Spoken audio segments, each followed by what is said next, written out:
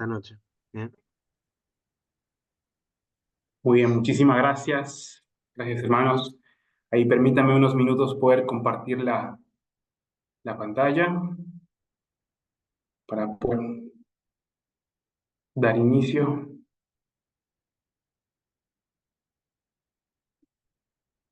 Ahí va. Bueno, muy buenas noches, hermanos. Estoy muy feliz de poder compartir este tiempo con ustedes. Ahí como leen ahí abajito, mi nombre es Facundo Muñoz. Juntamente con mi esposa, que se llama Lisette, tenemos el privilegio de servir ya por 6 años acá en Palabra de Vida. Bueno, nosotros venimos de Bolivia. El Señor nos trajo a estudiar a un principio, el 2013, y después el Señor nos volvió a llevar para Bolivia y allá nos casamos y bueno, nuevamente volvimos para acá. Ya son 6 años sirviendo acá en Palabra de Vida. Tenemos dos hijos, Bastian, que tiene 4 años, y Natán, que tiene 6 meses. Así que las ojeras y todo lo que ven es culpa del bebé que viene bastante resfriado estos días. Y bueno, venimos sin dormir muy bien, pero es un gran privilegio poder compartir con ustedes este tiempo, hermanos. Realmente doy gracias a Dios por la vida de Omar y de ustedes que nos invitaron a compartir este tiempo. Así que, bueno, vamos a comenzar con esta hermosa epístola, que es la epístola a los Efesios. Así que les animo a que puedan, tal vez si están con sus Biblias ahí cerca, puedan buscar sus Biblias y permítanme orar para poder encomendar este tiempo en la mano del Señor. ¿Sí? Oramos. Padre Santo, te damos muchas gracias por este tiempo que nos das, Dios, el privilegio que tenemos, Dios, de poder abrir tu palabra y por medio de ella, Dios, ver lo que somos, quién eres tú, Señor, cómo has actuado para nuestras vidas, Señor, y cuán bendecidos somos, Señor, por poder tenerte como nuestro Padre, como nuestro Dios. Te agradecemos por eso, Señor. Te pedimos que por medio de tu palabra tú nos hables en este tiempo. Dejamos todo en tus manos, oramos en Cristo Jesús. Amén.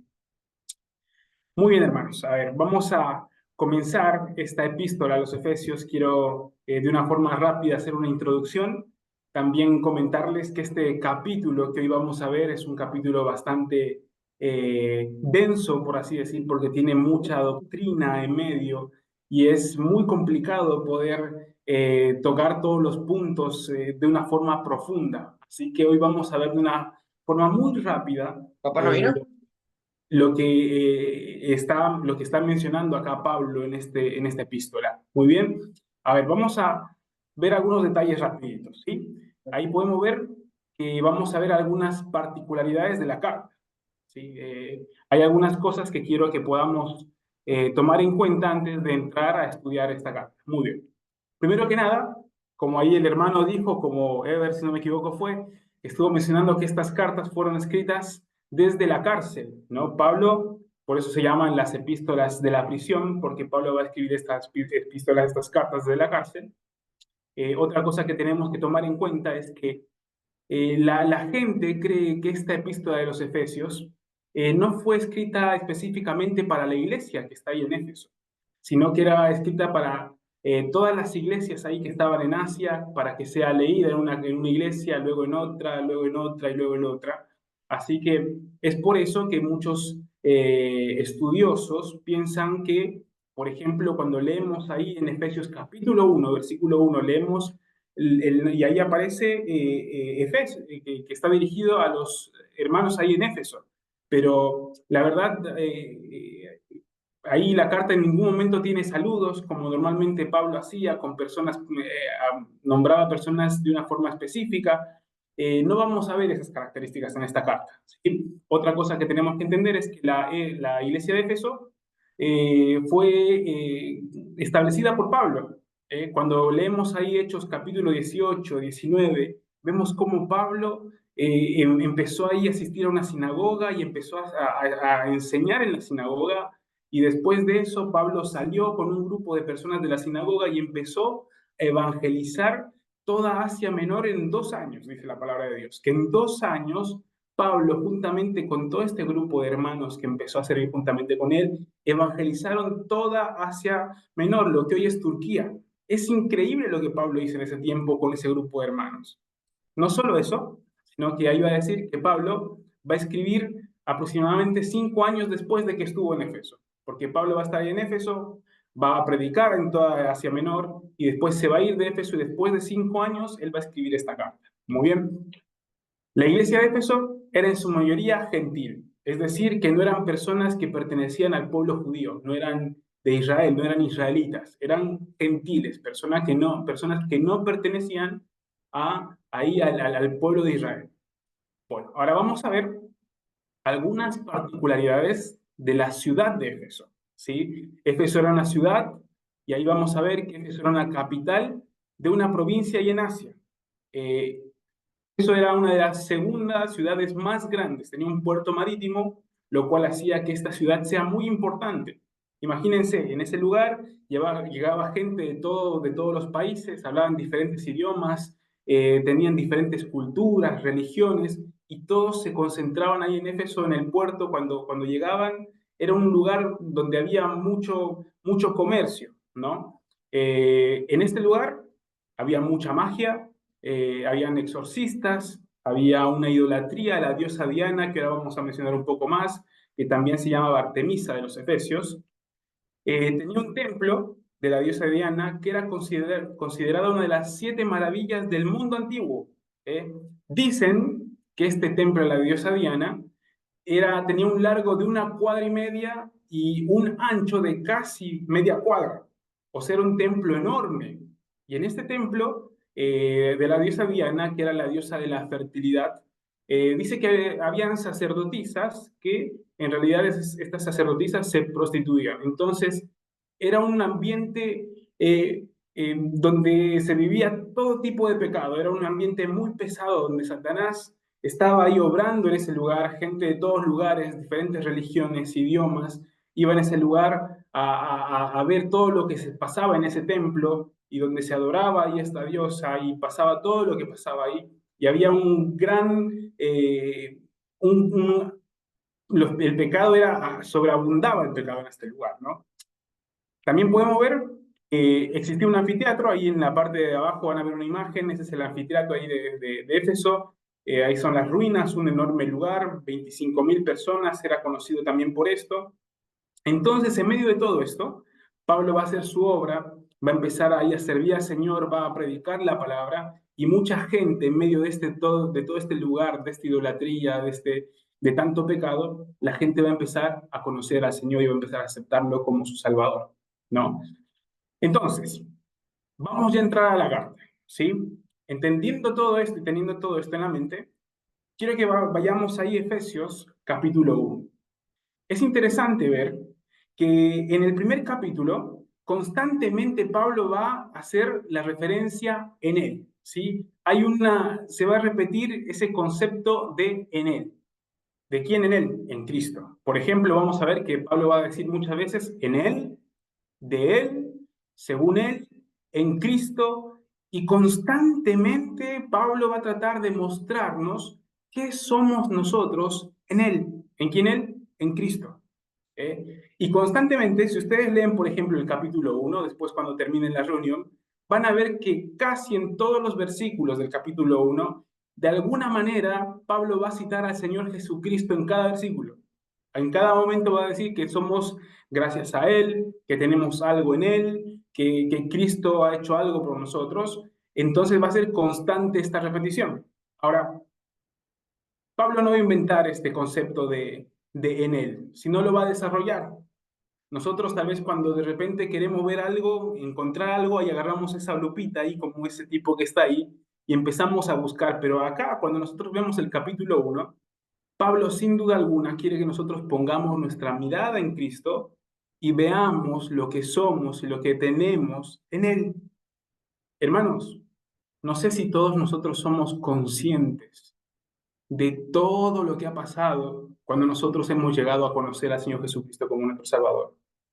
Hay un autor, Spurgeon, que dice que escribió un libro donde dice 33 cosas que pasan cuando nosotros recibimos al Espíritu Santo, cuando nosotros ponemos nuestra fe en el Señor Jesucristo. Que por lo menos pasan 33 cosas en nuestras vidas y de nosotros no nos damos cuenta. De esas 33 cosas, quiero que hoy podamos ver algunas cosas que Pablo va a mencionar en este capítulo de una forma muy rápida, de aquellas bendiciones que nosotros tenemos por haber puesto nuestra esperanza en Él y también entender qué obtenemos en Él, ¿sí? A ver, ahí va a comenzar.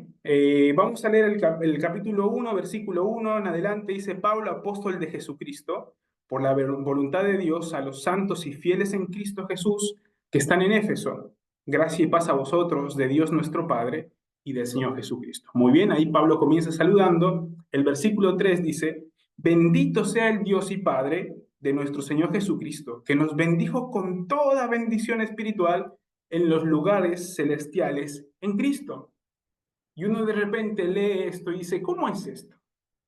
¿Cómo es esto de que Dios nos ha bendecido? ¿Dónde? En los lugares celestiales. ¿Qué son estos lugares celestiales? Para entender este concepto de lugares celestiales, nosotros tenemos que entender algo. Que nosotros no teníamos ninguna promesa de Dios. Nosotros los gentiles, los que no pertenecemos al pueblo de Israel, no teníamos ninguna promesa de Dios para esta tierra. Cuando nosotros nos ponemos a pensar, por ejemplo, en el pueblo de Israel, ahí que fue liberado por medio de Moisés, ahí salieron de Egipto, Dios les había prometido algo al pueblo de Israel. ¿Qué les prometió? Les prometió que iban a entrar a la tierra prometida, iban a ser una gran nación, ¿no? Y era el pueblo de Dios, elegido de Dios. Pero nosotros, como gentiles, como no pertenecientes a Israel, no teníamos ninguna promesa. Y acá Pablo va a decir algo. Las promesas y las bendiciones que Dios nos quiere dar no están en este mundo. Por eso nosotros decimos, no somos de este mundo, nuestra ciudadanía no está en este mundo, sino que nosotros somos ciudadanos celestiales y nuestras bendiciones están ahí en el cielo. Un día, cuando estemos ahí delante de Dios, vamos a ver realmente todo y vamos a disfrutar todo aquello que Dios ha preparado para nosotros. Sin duda alguna, hoy podemos ver cómo Dios nos bendice, cómo Dios provee, nos cuida, nos alienta, conforta nuestros corazones, lo podemos ver. Pero dice la palabra de Dios que Dios no nos ha prometido nada, nos dice que con sustento y abrigo estemos felices. Que las bendiciones que nosotros vamos a disfrutar son aquellas bendiciones que vamos a ver allá en el cielo. ¿Sí? Ahora, ¿cuáles son algunas de estas bendiciones que tenemos en Cristo? Bueno, ahí el versículo 4 dice, según nos escogió en él antes de la fundación del mundo para que fuésemos santos y sin manchas delante de él. Primero que nada vamos a ver que nosotros hemos sido escogidos. Es una gran bendición esto, hermanos. Nosotros tal vez no entendemos por completo, ¿no? Esta palabra escogidos hace referencia a seleccionados. Dice que Dios nos ha seleccionado. Ahora, cuando nos ponemos a pensar en seleccionados, tal vez de repente pensamos en Scaloni, ¿no? Ahí pensando y diciendo, a ver, ¿cuáles van a ser los seleccionados? Vamos a suponer que ahí Argentina tiene 100 jugadores dispersos por todas partes ahí en el mundo, jugando en diferentes equipos, y ahí Scaloni tiene que empezar a decidir quiénes van a pertenecer a dónde, a la selección. Y entonces Scaloni empieza a pensar y dice, muy bien, a ver, aquel tiene buenos tiros libres, aquel es buen arquero, y dice, bueno, este va a venir al equipo, este va a venir al equipo, y empieza él arbitrariamente a elegir quiénes van a ser parte del equipo. Bueno, quiero decirles, hermanos, que Dios no escoge de esta forma. La forma en la que Dios va a escoger, que nosotros vamos a ser escogidos, no es de esta forma, no es de una forma arbitraria, sino que ahí el versículo mismo va a decir que Dios nos ha escogido en Él. ¿Quiénes han sido escogidos? Los que están en Él. ¿Y cómo somos parte de Él? ¿Cómo nosotros vamos a pertenecer a Cristo? ¿Cómo nosotros nos introducimos en Él? Claro, por medio de nuestra fe, poniendo nuestra esperanza en Cristo. Cuando nosotros entendemos el Evangelio y aceptamos al Señor Jesucristo en nuestros corazones y le pedimos que realmente nos salve porque hemos entendido que estamos perdidos, es ahí donde nosotros entramos en Él por medio del Espíritu Santo. Y dice que las personas que son escogidas son aquellas que están en Él.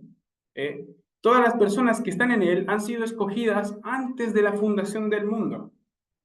Qué gran verdad, hermanos, podemos disfrutar hoy de entender que hemos sido escogidos por Dios antes de la fundación. Ahora, ahí dice en Él, mire lo que dice Salmo 139. Dice, oh Jehová, a ver, permítame mover esto porque no veo muy bien. perdón, ahí va. Dice, oh Jehová, em, perdón, ahí va, oh Jehová, has examinado y conocido, has conocido mi sentarme y mi levantarme. Has entendido desde lejos mis pensamientos, has escudriñado mi andar y mi reposo, y todos mis caminos te son conocidos, pues aún no está la palabra en mi lengua, y he aquí, oh Jehová, tú la sabes toda.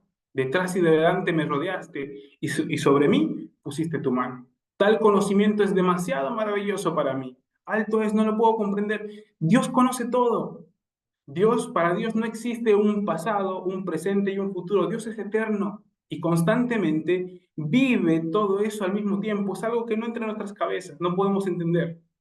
Pero Dios, sabiendo cómo nosotros íbamos a responder a un llamado de salvación que Él iba a tener a nosotros, Él ya nos escogió, ¿sí? No solo que nos escogió, sino que el versículo dice que en amor, Dios nos ama en amor, habiéndonos predestinado para ser adoptados hijos suyos.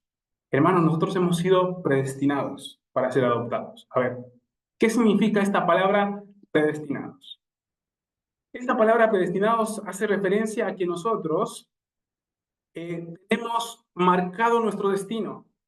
Dios ya ha marcado nuestro destino, sabe a dónde vamos a llegar, sabe cómo vamos a terminar nuestras vidas. A ver, es como cuando, por ejemplo, nosotros tomamos por así decir, vamos a ir de viaje y nos vamos a ir de viaje a Estados Unidos, ¿no? Ojalá pudiéramos ir a Estados Unidos.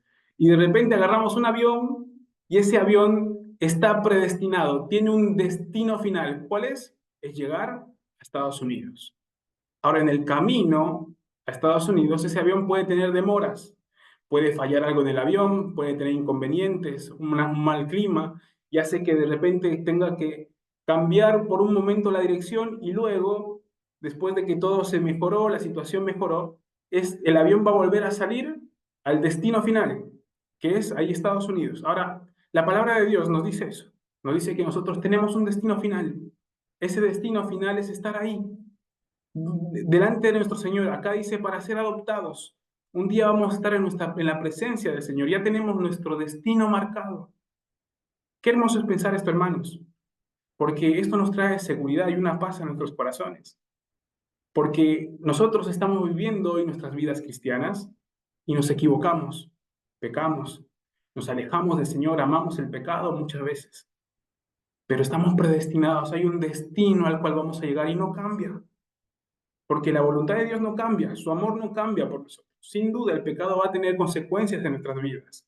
Vamos a sentir el dolor del pecado en nuestras vidas, pero el destino ya está marcado. Y acá dice que nosotros hemos sido predestinados. Eh, la palabra de Dios nos muestra que hemos sido predestinados para varias cosas. Pero, por ejemplo, ahí el versículo de Romanos 8:29 dice, porque a los que antes conoció, también los predestinó para que fuesen hechos conforme a la imagen de su Hijo. Dice que un día vamos a ser igual que el Señor Jesucristo. Hoy no lo somos, pero estamos destinados. Ese destino final que tenemos es que seamos igual que el Señor Jesucristo.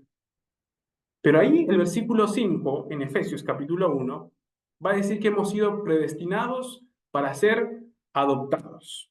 A ver, ahí la adopción. ¿Qué es la adopción? Si usted agarra un diccionario ahí en común, va a ver que la adopción dice que es tomar legalmente en condición de hijo al que no lo es biológicamente. Ahora, mi pregunta, hermanos, es, ¿nosotros somos hijos de Dios por nacimiento o somos hijos de Dios por adopción? Sin duda alguna, toda la humanidad es la creación de Dios, pero los hijos de Dios son aquellas personas que han nacido de nuevo, que han nacido del Espíritu. La palabra de Dios dice todo que viene del Espíritu, Espíritu es, pero lo que viene de la carne, carne es. Nosotros cuando aceptamos al Señor Jesucristo, nacemos de nuevo, somos hijos de Dios. ¿Eh? Ahora, entonces, ¿qué quiere significar esto de adopción? Si ya somos hijos de Dios, ¿por qué tenemos que ser adoptados? Bueno, esta palabra adopción, hermanos, hace referencia a algo completamente diferente a lo que conocemos hoy. La adopción en esos tiempos en los que fue escrito la palabra de Dios, se entendía por adopción algo completamente diferente. Miren, la palabra de Dios va a utilizar tres palabras. Yo no soy ningún experto en griego, no sé griego, pero estudiando un poquito, veo algo en este capítulo. Esta palabra, adopción, la palabra de Dios va a utilizar diferentes palabras para un hijo, por ejemplo. Miren, la primera palabra es la palabra nepios. Esta palabra hace referencia a un bebé que no habla, que es un infante, que depende de todo completamente de sus padres. La segunda palabra es la palabra tecnón, hace referencia a un niño ya más grande, que es más independiente. El apóstol Pablo muchas veces va a llamar ahí en sus cartas, va a decir hijitos, haciendo referencia a unos hijitos pequeños, ¿no? Hablando con mucho cariño. Y la tercera palabra es la palabra huios, ¿eh? Es un hijo adulto.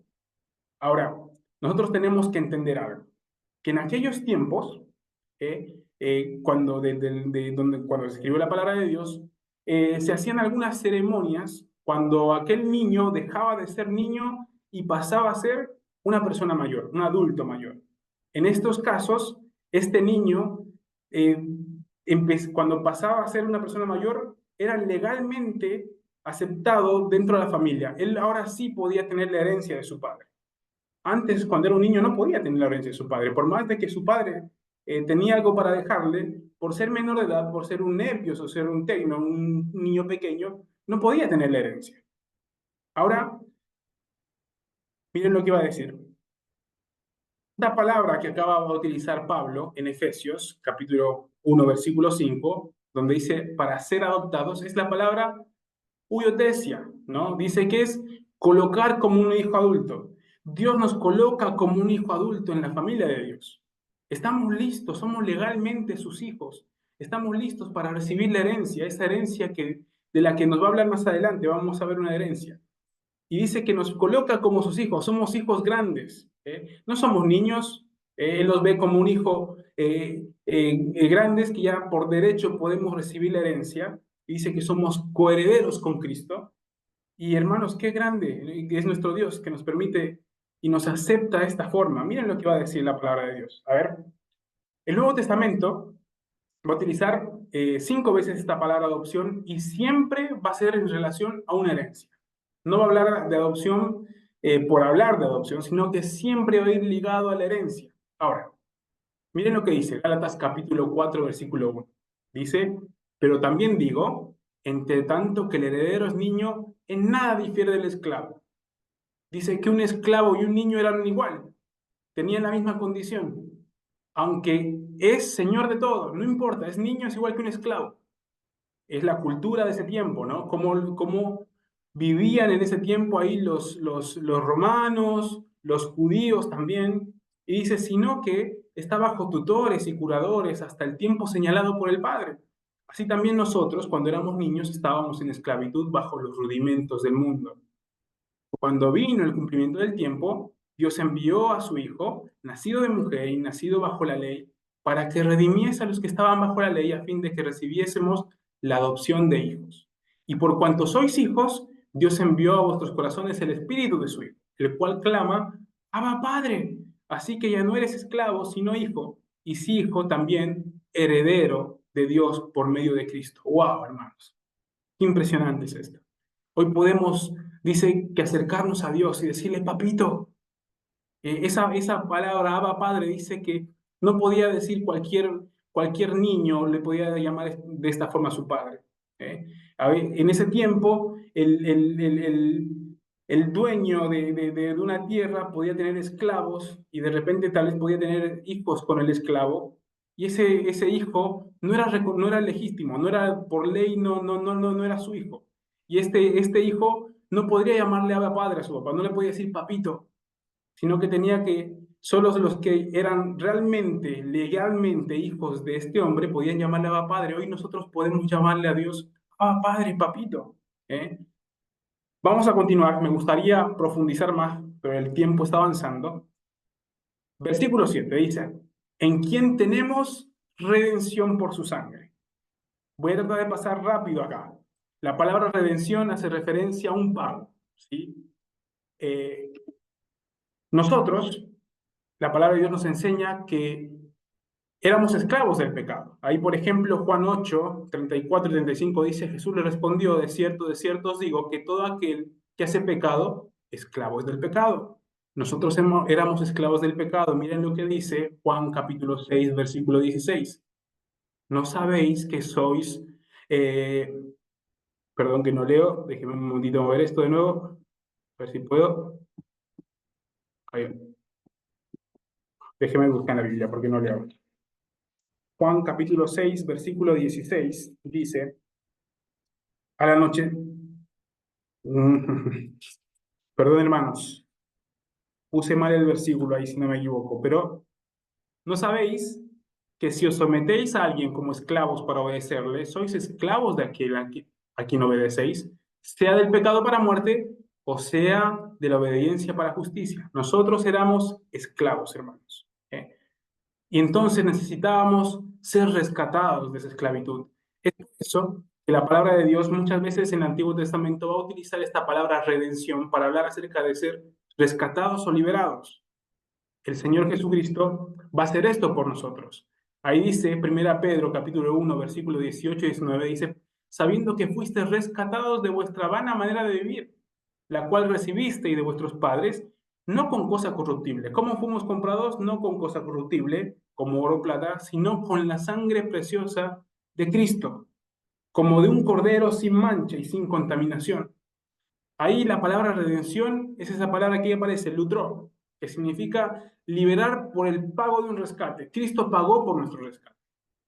Es como cuando una persona está secuestrada y piden un rescate y un pago para ser liberada. Cristo hizo por eso por nosotros. Nos rescató de esa esclavitud del pecado. Ahora, la palabra que aparece ahí, tenemos redención, hace referencia al pago de Cristo en la cruz. Pero esta palabra es la palabra apolutrosis, que significa una completa liberación. Pablo dice, Dios nos ha liberado por completo por medio de su Hijo Jesucristo. Él ha pagado todos nuestros pecados. Hoy podemos estar libres.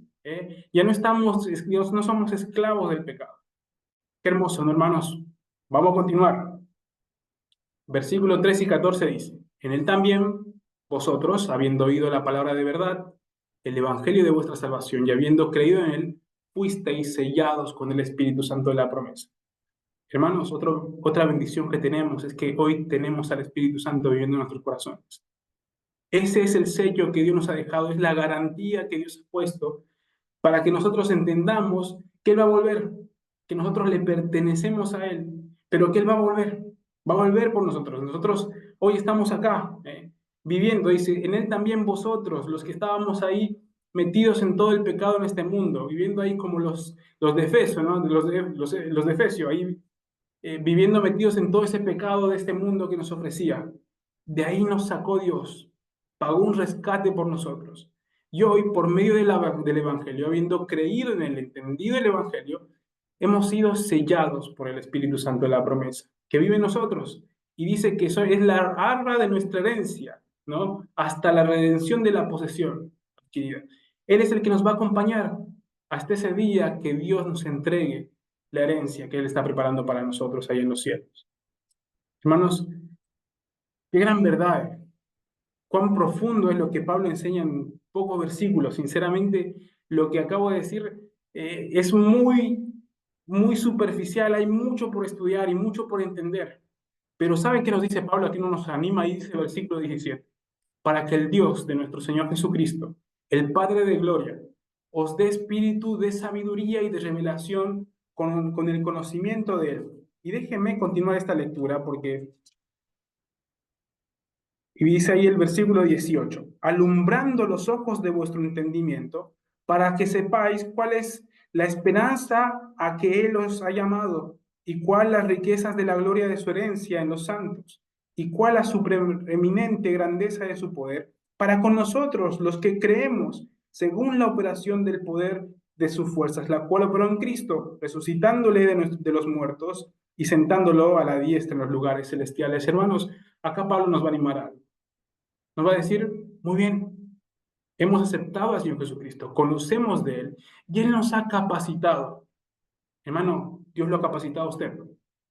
¿Para qué? Para que tenga un espíritu de sabiduría y de revelación en el conocimiento de Él. Lo que primero Pablo nos quiere animar es que podamos crecer espiritualmente. Dejemos de ser niños espirituales. Empecemos a caminar en esta vida. ¿Sabe por qué, hermanos? Porque Dios nos ha capacitado. Dice que nos ha dado una sabiduría sobrenatural. No es una sabiduría que vemos en este mundo, es una sabiduría sobrenatural. Y dice que nos ha dado la revelación en el conocimiento de Él. Lo podemos conocer, podemos estudiar la palabra de Dios. Él nos ha capacitado para eso, hermanos. Ahora, Pablo nos va a animar a algo más. Pablo nos va a animar a que nosotros podamos ser transformados. Usted recuerda ahí en Romanos, Pablo dice que tenemos que ser transformados por medio de la renovación de nuestro entendimiento, de vuestro entendimiento. Esa palabra transformar significa justamente esta imagen, ¿no? De una metamorfosis, un cambio de forma. Cuando nosotros empezamos a profundizar nuestro conocimiento en las Escrituras, nuestros corazones empiezan a cambiar, nuestras mentes empiezan a cambiar, empezamos a pensar diferente, empezamos a vivir diferente. Porque ese conocimiento de Dios, de lo que Dios ha hecho por nosotros, de que nos ha rescatado, nos ha escogido, nos ha pagado por nosotros, de que el Espíritu Santo vive en nosotros, nos lleva a vivir una vida completamente diferente. Hermanos, ¿cuántas verdades el apóstol Pablo nos muestra por estos versículos? Y ahí termina desafiándonos y diciéndonos, hermanos, es nuestra responsabilidad empezar a buscar a Dios, empezar a estudiar su palabra, a buscar y orar por sabiduría para que nosotros podamos entender qué es lo que Cristo ha hecho por nosotros y cómo debemos que empezar a vivir en esta vida. Hermanos, eso trae paz a nuestros corazones, trae gozo, porque a pesar de lo que vivamos en esta tierra, las diferentes dificultades, la crisis económica, la inseguridad y todo, sabemos que hay algo que nos está esperando. Hay un destino final que vamos a disfrutar cuando estemos en su presencia. Así que los quiero animar, hermanos, a esto, a poder pensar en lo que Cristo ha hecho por nosotros, a lo que somos en Él. ¿Sí? Permítame terminar este tiempo dando gracias. Realmente me hubiera gustado profundizar en muchos pasajes, pero el tiempo no nos da. Realmente se requiere bastante tiempo para profundizar puntos, pero qué hermoso es poder entender, aunque tan rápido, que hay tantas cosas que hemos recibido de parte del Señor Jesucristo y no las disfrutamos, porque quizás no las entendemos. Eh, Está ahí, el desafío está, el Espíritu Santo está orando en su corazón y es capaz de usted y yo de poder escudriñar la palabra, estudiarla y ser desafiada por ella. ¿Sí? Oramos. Padre Santo, te damos muchas gracias por este tiempo. Gracias, Padre, porque has hecho tantas cosas por nosotros, Dios. Y Señor, muchas veces nos olvidamos de ti. Dejamos de disfrutar, Señor, dejamos de pensar en esa herencia, de que un día todo este mundo va a pasar, de que un día vamos a ser transformados, Señor. Gracias, Padre, porque nos has escogido, Dios, a pesar de lo que somos. Gracias, Señor, porque hoy el Espíritu Santo vive en nuestros corazones. Gracias por pagar ese rescate por una persona tan pecadora como yo, Dios. Gracias, Padre, por este tiempo. Te pedimos, Padre, que tu palabra pueda obrar en nuestros corazones y realmente podamos, Señor, ser sabios. Danos sabiduría, Padre, para buscarte, para entenderte, para conocerte más, Señor. Oramos en Cristo Jesús. Amén.